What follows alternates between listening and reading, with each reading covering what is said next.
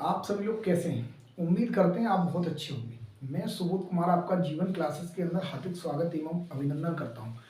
आज हम लोग एक ऐसे टॉपिक पर चर्चाएं करने वाले हैं जैसे कैलेंडर। कैलेंडर एक टॉपिक आता है अपने अंदर। जैसे कैलेंडर की बात करने वाले हैं। जैसे कैलेंडर एक टॉपिक है जिसे इंग्लिश में भी कैलेंडर के नाम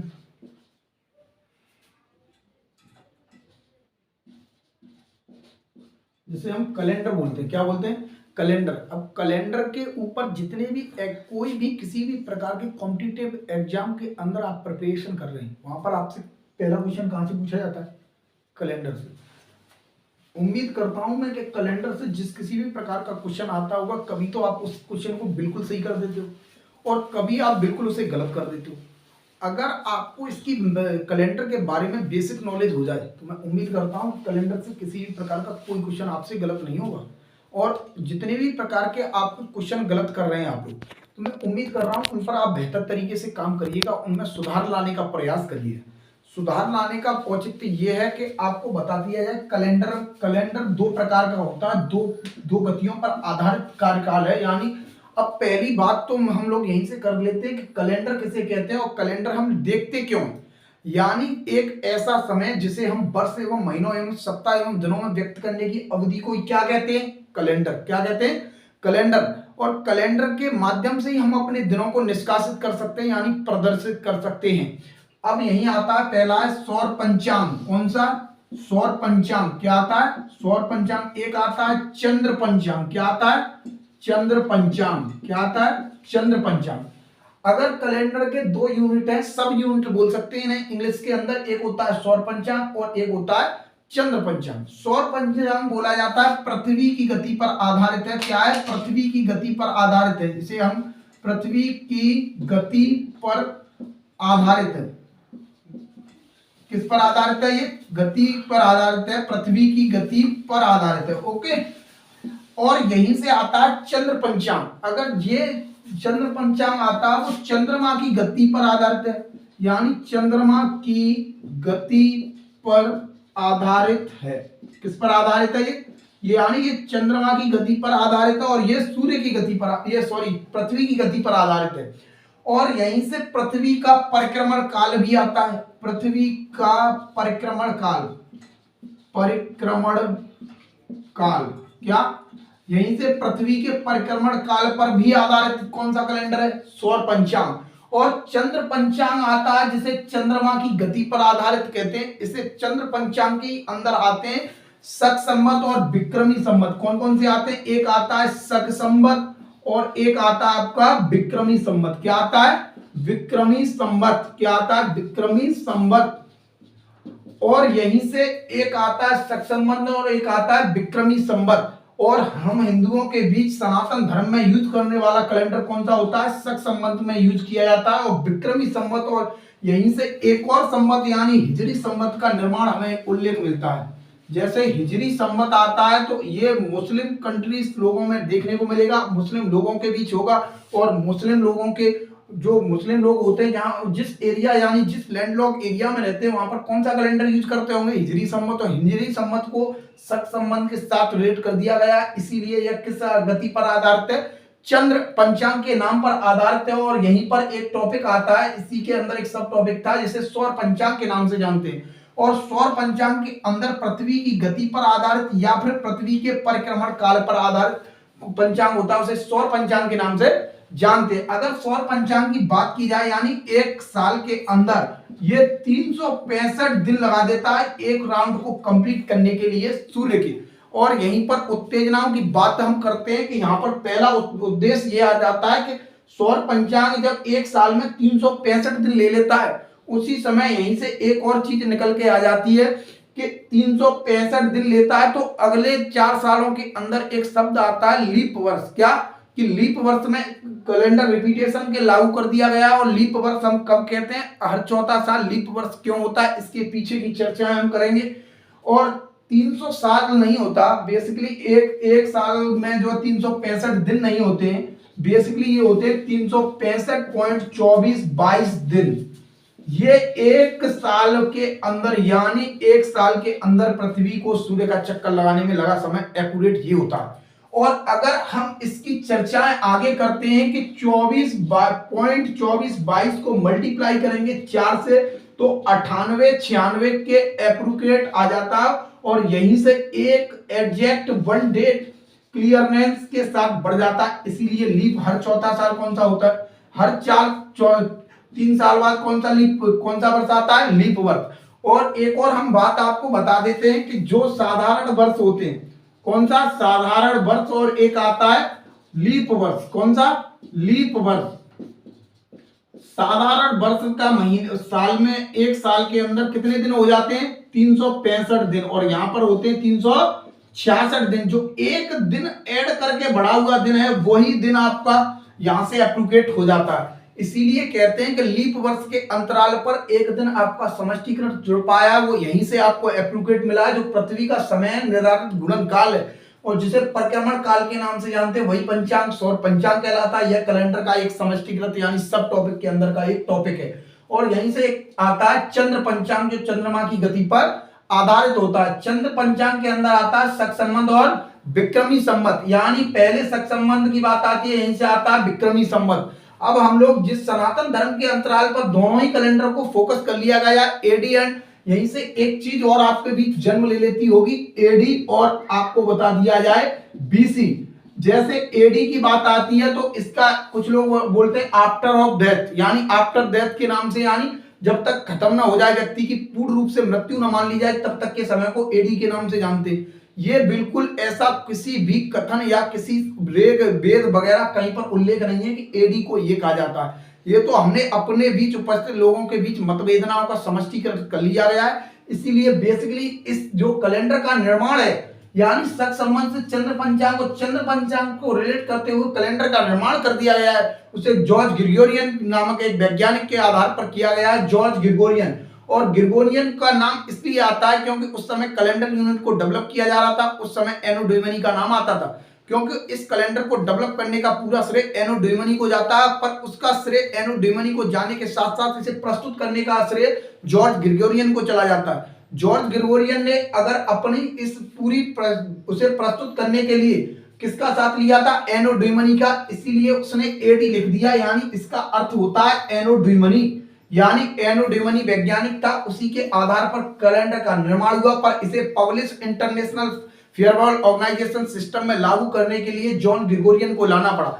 अब बात आती है बीसी की, यानी बिफोर क्राइस्ट के नाम से जानते हैं। जब तक व्यक्ति का व्यक्तित्व परम दर्शाया जाता है तब तक बीसी का प्रमाण मिल जाता है। यहीं से आपको बुद्ध जो आप पढ़ते होंगे, जैसे आप लोग पढ़ते हैं अशोक के शिलालेख, यानी बीसी के समय आए थे कि एडी के समय आए थे। कुछ बच्चों के साथ ये समष्टीकृत नहीं हो पाता होगा। यहीं से काल यानी अवधि को व्यक्त करने की जो कल्पना हम लोग करते हैं वो कैलेंडर के अंदर कर लेते हैं, यानी समय को वर्ष एवं दिनों एवं उसके अंदर सप्ताह के अंदर अभिव्यक्त करने की प्रवृत्ति कैलेंडर आपकी कहलाती है। अब यहीं से एक और चीज आपकी आती है विक्रमी संवत, यानी विक्रमी संवत को हम कुछ और नाम से भी जानते हैं। जैसे इसके अंदर ही आता है आपका क्या, जैसे इसके अंदर आते हैं आपके पक्ष, क्या आते हैं, पक्ष, यानी पक्ष को लिखने में कितने अक्षर लिखे हुए हैं, 2, तो आपके पक्ष भी 2 ही होते हैं। नंबर 1 पर आता है आपका शुक्ल पक्ष। कौन सा पक्ष आता है, शुक्ल पक्ष। क्या आता है, शुक्ल पक्ष। और एक आता है आपका, एक आता है कृष्ण पक्ष। क्या आता है, कृष्ण पक्ष। अब यहीं से एक और चीज निर्माण ले लेती है कि आपके 2 पक्ष होते हैं। इसमें कभी भी चंद्रमा यानी पक्ष की जब बात आती है तो पक्ष में कितने दिन होते हैं, 15 दिन की बात जब आएगी तब कितने, क्या होगा, आपका पक्ष का निर्माण हो जाएगा। किसका निर्माण हो जाएगा, पक्ष का, यानी शुक्ल पक्ष होता है और एक आपका कौन सा, कृष्ण पक्ष होता है। अब इसमें यह पता करना किया जाता है कि चंद्र पंचांग के दिनों में आपको देखना होगा कि चंद्र पंचांग के दिनों में जब चंद्रमा की रोशनी निकलती है तो क्या शुक्ल पक्ष में निकल रही है या कृष्ण पक्ष में। यानी शुक्ल पक्ष की हम लोग बात करते हैं तो शुक्ल पक्ष के दौरान जो भी रात्रि के दिन होते हैं वो हमेशा उजाले के साथ होते हैं। उजाले के साथ दिन जो होंगे वो सभी किस पक्ष में होते हैं, शुक्ल पक्ष के अंतराल पर किए जाते हैं। अब बात करने वाले हम कृष्ण पक्ष की, यानी कृष्ण पक्ष के अंदर की बात आती है। यानी कृष्ण पक्ष के अंदर एक शब्द आया कृष्ण। कृष्ण हमेशा कैसे थे, काले। कैसे थे, इसीलिए यहाँ पर काली रात्रि का निर्माण होता है। काली रात का निर्माण यहीं से हो जाता है, इसीलिए कहा जाता है कि कृष्ण पक्ष के आपको याद रखा जाता है कि विक्रमी संबंध के अंदर दो पक्ष आते हैं। दो पक्ष कौन कौन से होते हैं? नंबर 1 पर आता है शुक्ल पक्ष और नंबर 2 पर आता है कृष्ण पक्ष। अब कृष्ण पक्ष के अंदर आती है कि जो चंद्रमा की रोशनी उजाली भरी रातें होती हैं वो शुक्ल पक्ष के दौरान होती है। किसके दौरान होती है? शुक्ल पक्ष के दौरान। और नंबर 2 पर आती है आपकी जो है कृष्ण पक्ष यानी काली रातें, और कृष्ण से काले इसलिए कृष्ण पक्ष में काली रातें का निर्माण हुआ है। यहीं से एक और बात आपको पता होगी कि पक्ष में कितने दिन होते हैं? 15 दिन। कितने दिन होते हैं? 15 दिन। इसीलिए मैं बताना चाहता हूं कि कैलेंडर का जब भी आप इसको पूरा पढ़िएगा, और एक संवत और आता है हिजरी संवत। जिस लैंडलॉक एरिया के अंदर मुस्लिम कंट्री या मुस्लिम लोग रहते होंगे वहां पर किस संवत का निर्माण होता होगा? हिजरी संवत। हिजरी संवत को खलीफा के, तुर्की के खलीफा ने अपने निष्कासित समय को अव्यक्त करने के लिए हिजरी संवत का निर्माण करवा दिया गया था। उस समय हम लोग यहीं से बात कर रहे थे कि साधारण वर्ष में 365 दिन होते हैं और लीप वर्ष में 366 दिन होते हैं।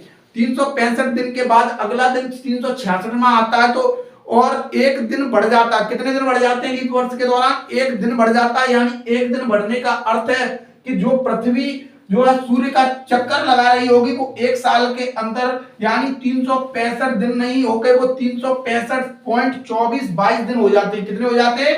365.2422 दिन हो जाते हैं। यानी हर एक साल में 0.2422 इकट्ठा होकर 4 साल के अंतराल पर कितना बना लेता है? लगभग एक दिन। इसे एप्रोगेट करने के लिए इसे कैलेंडर के अंदर डाला गया, इसीलिए वहां से किसका निर्माण हो गया आपके बीच?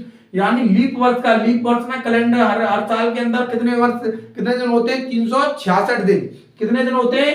366 दिन। और साधारण वर्ष में 365 दिन। अब इससे आगे की चर्चा पार्ट 2 में हम लोग करने वाले हैं, क्योंकि इसमें अब बोर्ड के हमारे साइज का थोड़ा नहीं है और हमारी टेक्निकल टीम लगी हुई है। इसीलिए मैं आपको बता दूं कि एडी का भी आपको पता पड़ गया होगा और बीसी का भी पता होगा। एडी मतलब एनोड्यूमनी की बात कर रहा है, बीसी मतलब बिफोर क्रस्ट बोल सकते हैं, यहाँ पर आफ्टर डेथ भी बोल सकते हैं, क्योंकि आपके एग्जाम कॉन्ट्रीब्यू में कभी ये नहीं पूछा जाएगा कि एडी की फुल फॉर्म बताओ।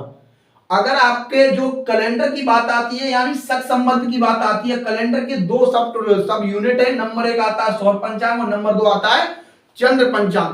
सौर पंचांग में जो पृथ्वी की गति पर आधारित है उसे सौर पंचांग कहते हैं। इसीलिए पृथ्वी का क्या आता है? परिक्रमण काल। यहीं से पृथ्वी एक साल के अंदर सूर्य का 365.2422 दिन में अपना पूर्ण चक्कर लगा लेती है। और यहीं से दूसरा टॉपिक बन जाता है चंद्र पंचांग, जो चंद्रमा की किस गति पर आधारित होता है। और चंद्र पंचांग के अंदर 3 संवत बन जाते हैं, जिसे हम पहले संवत बोलते हैं शक संवत और विक्रमी संवत, और नंबर 3 पर आता है आपका हिजरी संवत। नंबर 1 पर आता है शक संबंध यानी सनातन धर्म के अंतर्गत जो विवाह, शादी एवं पार्टियों के ऑर्गेनाइजेशन सिस्टम के द्वारा जो आपका मुहूर्त निकाला जाता है वो किस संबंध के द्वारा निकाला जाता है? शक संबंध को देखते हुए निकलवाते हैं। और विक्रमी संबंध के अंतराल पर आपके पक्षों को डिसाइड किया गया है। पक्षों को डिसाइड करने का पक्ष मतलब 15 दिन की अवधियों को क्या कहा जाता है? यानी 15 दिन के एक टाइम पीरियड को पक्ष कहते हैं। और पक्ष कितने होते हैं? 2। यानी पक्ष लिखने में कितने शब्दों का यूज हुआ है? 2 शब्दों का यूज हुआ है। नंबर 1 पर आता है शुक्ल पक्ष और नंबर 2 पर आता है कृष्ण पक्ष। और शुक्ल पक्ष में बात करते हैं कि शुक्ल पक्ष में और चंद्रमा की जो रातें होती हैं, जो चंद्रमा किसके साथ निकलता है? उजाले के साथ। और कृष्ण पक्ष में किसके साथ निकलता है? यानी काली रातों के साथ, यानी कृष्ण से काले, इसीलिए काली रातों का निर्माण होता है। इसीलिए आपके बीच जो है आपको देखने को मिलता होगा कृष्ण पक्ष में जो है चंद्रमा की रातें काली हो जाती हैं, यानी डरावनी रातें कही जाती हैं। और साधारण वर्ष जिस दिन से स्टार्ट होता है उसी दिन को साधारण वर्ष खत्म होता है। यानी ये समझिए कि 1 जनवरी को आपका जो दिन होगा वही आपका 31 दिसंबर को भी होगा। ये किस वर्ष में होता है? केवल और केवल साधारण वर्ष के अंतराल पर आपको देखने को मिलेगा। और अगर आपकी बात लीप वर्ष में चली जाए तो फिर एक दिन यह अगले दिन को धक्का दे देता है। इसीलिए कहा जाता है कि लीप वर्ष की जब भी तुलना की जाए और लीप वर्ष पता करने के लिए कुछ विषम परिस्थितियां उपयोग में लाई जाती हैं, हम उसकी चर्चा अगले वीडियो में करेंगे। और आज मैंने जो भी चर्चाएं की हैं, जिस टॉपिक को लेकर की हैं, आप लोगों को उम्मीद करता हूं कि बहुत बेहतर तरीके से समझ में आई होंगी। और एग्जाम में जब कभी भी संबंध से संबंध क्वेश्चन पूछ लिया जाए, या फिर दिनों से, या पृथ्वी के परिक्रमण काल से, या चंद्रमा की गति के आधार पर, या शुक्ल पक्ष, ये ऐसे क्वेश्चन कभी भी डेवलप कर दिए जाएं तो फिर आपको एक यहीं से आंसर मिल जाएगा। और यहीं से एक मनुष्य का अवतार लगातार मैं देख रहा हूँ, जीडी का एग्जाम में हमने स्टेटस करेस्पॉन्डिंग करवाया था, वहां से हमारी टीम ने ये खोज के बताया है कि लगातार विजिट करते हैं वहां एग्जाम सेंटरों पे जाकर, तो उन्होंने बताया है कि जब पूछा जा रहा था कि अभी पूछा गया था कि मनुष्य का अवतार किससे हुआ है, यानी मनुष्य यानी मेरे यानी जिसकी बात हम लोग करने वाले हैं, मनुष्य प्रजाति की, जो मनुष्य जाति एवं प्रजातियों में विसंगति पाई जाती है, इसके आधार पर मनुष्य का संश्लेषण जो किया गया है, मनुष्य एक मृत जाति से उत्पत्ति हुआ है जिसे बानर के नाम से जानते थे। इसीलिए जो लोग कल कमेंट में पूछ रहे थे ना कि मनुष्य का निर्माण किया किससे हुआ है, यानी इसीलिए मैं बताना चाहता हूं test of the origin system in will now be concentrated, यानी कंसेंट्रेट का मतलब है जिस आप बात को करना चाहते हैं उस बात को आप पूरा टॉपिक के साथ जोड़ दीजिए। चलिए हम लोग मिलते हैं अगले एपिसोड में। यहाँ तक की चर्चाओं के लिए आपके बीच उपस्थित रहा हूं, यह मेरे लिए बहुत सुखदायक रही होगी। चलिए उम्मीद करते हैं आप सभी लोग अच्छे रहिएगा, अपने जीवन के साथ अच्छा व्यवहार करिएगा। और लास्ट में एक चीज हम लोग बोलना चाहते हैं, क्योंकि लगातार जो लोग हमारे बीच उपस्थित हुए हैं और हमारी वीडियो को लाइक शेयर एंड सब्सक्राइब कर रहे हैं चैनल को, उनके बीच हमारा प्यार हमें अब देखने को मिल रहा है। इसीलिए हम लोग आपसे यही कहना चाहेंगे कि जो काम हमने किया आपके लिए वो काम आपने बेहतर तरीके से करिए। और आप हमारे ऐप के माध्यम से जो लोग पढ़ रहे हैं, हम लोग कतई फोर्स नहीं करते हैं कि आप ऐप पर आइएगा, क्योंकि ऐप पर आने का अर्थ है कि वहां पैसे कटाने पड़ते हैं, यहाँ चीजें फ्री में आपको प्रोवाइड हो जाती हैं। चलिए हम लोग अगली क्लास में आपके साथ उपस्थित होकर चर्चाएं करते हैं, ठीक है।